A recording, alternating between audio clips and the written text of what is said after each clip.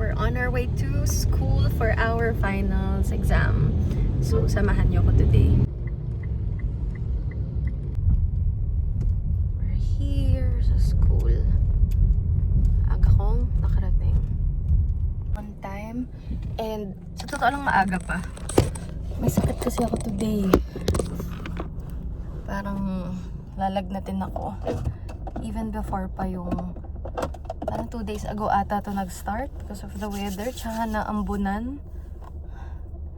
So, we have our final exam for PIL today. 6 p.m. yun. Anong oras pa lang ba? It's 3:21. So, may time pa. Ano ba? Papasok ba ako sa loob? Or dito na lang ako? I think I'll stay here until 4:30. Para I'll go through my notes lang. Hindi ko nadalhin yung bag ko ba? Yeah, I think ito na lang ako hanggang 4:30. I'll stay here for an hour.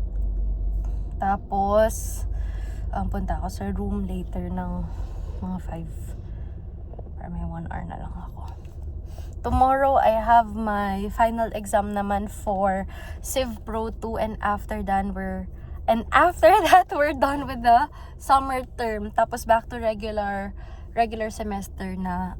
School will start around August 6. Pero baka August 10 na lang ako pumasok. Also thinking kung 17 kasi because of the summer term, wala talaga kaming pahinga. And after ulit nung semester, meron ulit summer term. So, hindi naman kami try-sem, no? But since in my situation, nag-a-advance ako ng subject para lang mabilis kong makuha yung mga naiwan ko, okay lang sa akin na mag-advance. At saka para hindi sayang yung matrikula.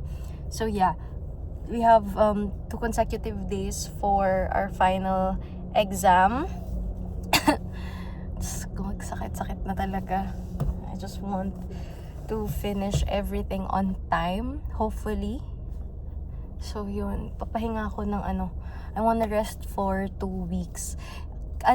Funny because nag-class suspension ang Gen 3.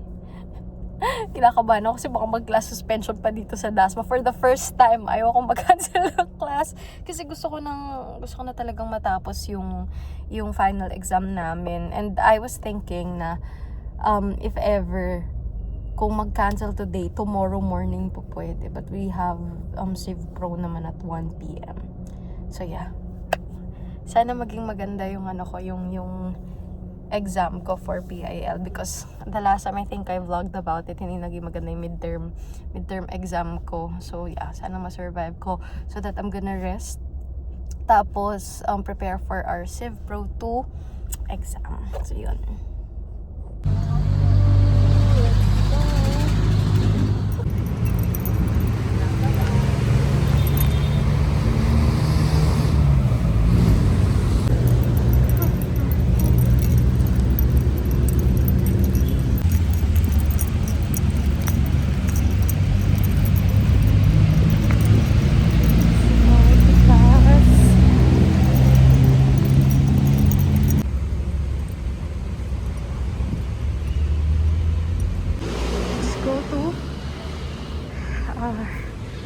Final exam room.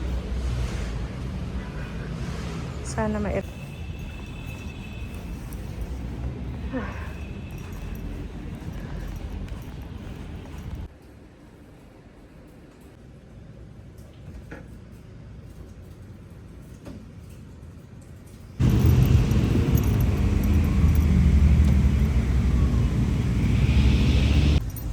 done with my exam.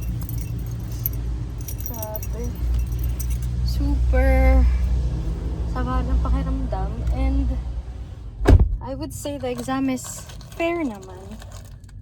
Saan ko ba ito pwedeng itapo? Fair naman yung exam.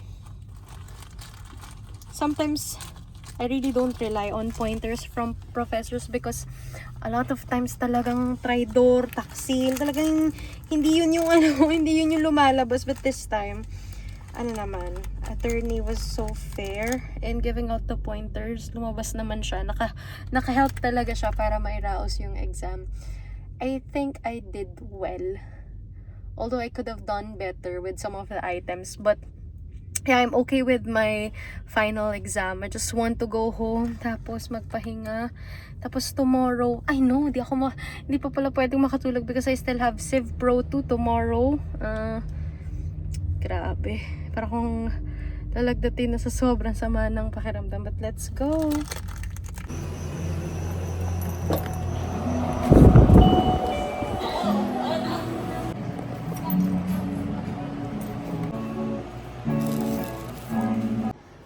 Okay.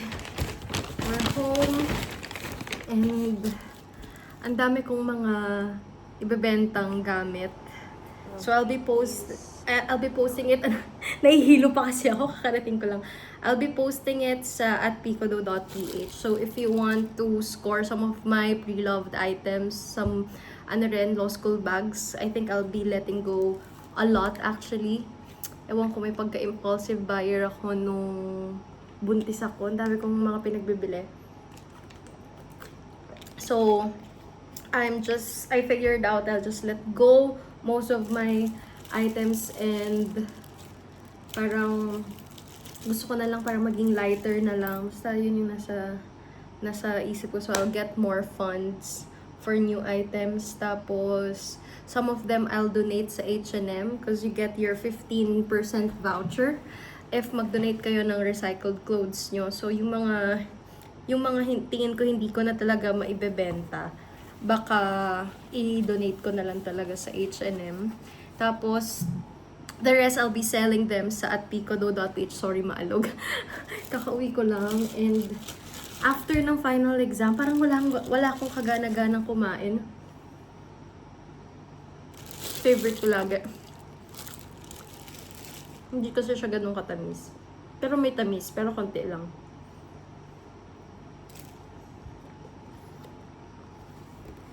Super sama na pakiramdam ko, pero kailangan labanan because I still have Civ Pro 2 tomorrow. Buti 1 PM. So kung magpupuyat ako tonight, makagising ako ng 9.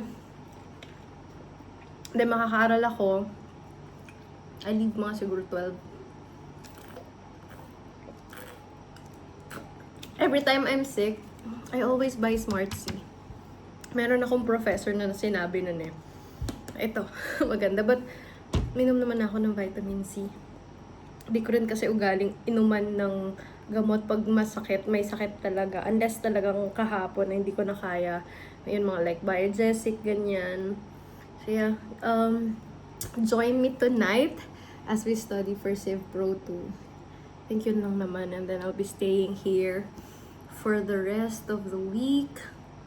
At tayo ay magpapahinga after this because I have a 2 weeks time to rest before the regular semester starts. So I think I'll be taking 4 subjects. Ano yan? Labor, legal forms. Basta 4. I'll just update you guys kung ano pa ang ganap natin for law school. And you seem to kind of enjoy the contents that I upload since weekly na ako nag-upload ng videos natin. So yeah, magpalit lang ako and then aral na ulit. I guess I'll be studying until 1 AM. Yeah, so 3 hours. 3 hours lang tayo muna. So this is our reviewer. Mag-mind map tayo through this flowcharts. Cover as much tonight. Pinipilit ko na lang yung sarili ko. Sobrang sama talaga ng pakiramdam ko. And I hate dreading finals ng gantong condition, but I have to accomplish yung last na exam for tomorrow, and then I'll have a 2-week break. Sobra talaga sama ng pakiramdam ko. Alam niyo, nandito yung sama ng hilo. Basta nandito siya, kapag may colds kayo, nandito siya. So yeah. Yung tomorrow naman, yung pinaka-hirap talaga ako would be remedial law. Hirap ako sa procedural. Madalas ako ditong malito-lito. So, sometimes, kapag mayroong remedial law subject, dun ako mas madalas nagpo-focus. So, kunyari full load ka, tapos sunod-sunod yung exams, I really tend to dwell or put more time sa pag-aaral kapag remedial law subjects kasi dyan ako nahihirapan. Hirap kasi niya talagang imagine. I think I already mentioned that sa other vlogs ko na para sa akin mahirap talaga nung remedial law. I remember there's also this one professor. So most of our professors talaga judge. Syempre remedial law, mas kabisado nila. Parang there was this time na pissed off siya kasi hindi namin magets. So galit siya, na-clash out siya, ganyan. And then, sa sobra niyang disappointed, nag-open siya dun sa friend niya. And sabi nung friend niya, di ba tayo rin naman, nung nasa law school tayo, I think San Beda Law ata sila. And then their undergrad is UP. Di ba nung nasa law school din tayo, di naman din natin naiintindihan kasi nahirapan din tayo mag-imagine. So, paano pa sila? Tayo nga, nag-gets natin, ano na tayo sa practice, blah, blah, blah. And then, super totoo kasi talaga, ang hirap niyang imaginein. So, yun. So, sometimes if my partner is explaining a concept sa akin para mabilis kong mag-gets, although nahihirapan pa rin akong intindihin siya. Talagang more on application yung examples niya. Actually, I would love to have him in my vlogs kasi abogado na siya. So, mas marami siyang masishare. Mas marami siyang tips na masishare. Although, I'll try to squeeze that in, but kaya ko pa ba mag-aral? I think I'll have a 1 hour stretch. Oras na. 1:20. Naalala ko before, nandun pa ako sa previous ko na law school. Meron kami tong parang session on wellness, ganyan. And meron dong isang nag-share na doctor ba siya or ano? Or nag-doctorate or PhD or lawyer ba? Basta ganun. Kalimutan ko na. So, parang ang sabi niya, best daw na matulog na lang daw muna pag talagang pagod na. Never ko yung na-apply sa law school. Parang, lalo na pag ganitong exam na, hindi mo na maiisip na, sige, tulog ko na muna. Bukas na lang, hindi. Pipilitin mo pa din. Pipilitin mo hanggang sa merong kang ma-accomplish. I think that's the right term for it. Anyway, I'll go back to studying. Tapos na ang 5-minute break sa Pomodoro. Pag-aral na tayo ulit. Let's go.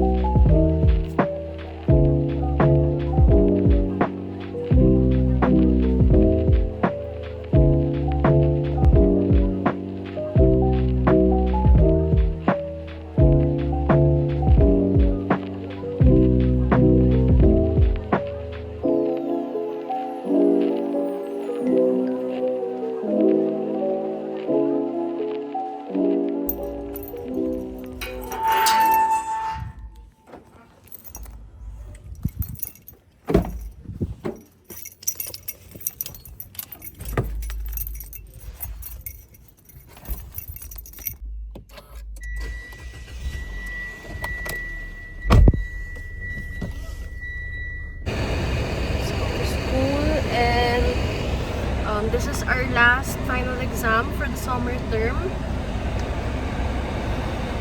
Ingat. Tara. We're here in school. Late na ako. Parang 10 minutes na ata.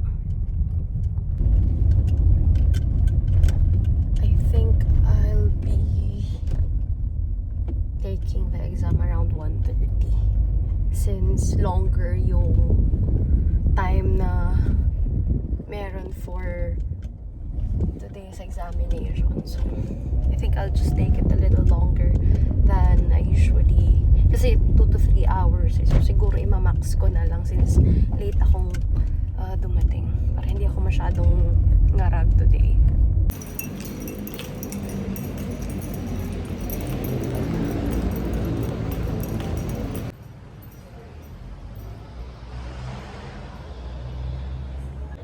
And we're done with our exam. Super thankful ako lahat ng inaral ko lumabas. So, makakapahinga na. And di pa rin maganda yung pakiramdam ko. But I'm so happy it's over. So, I'll start my 2-week rest.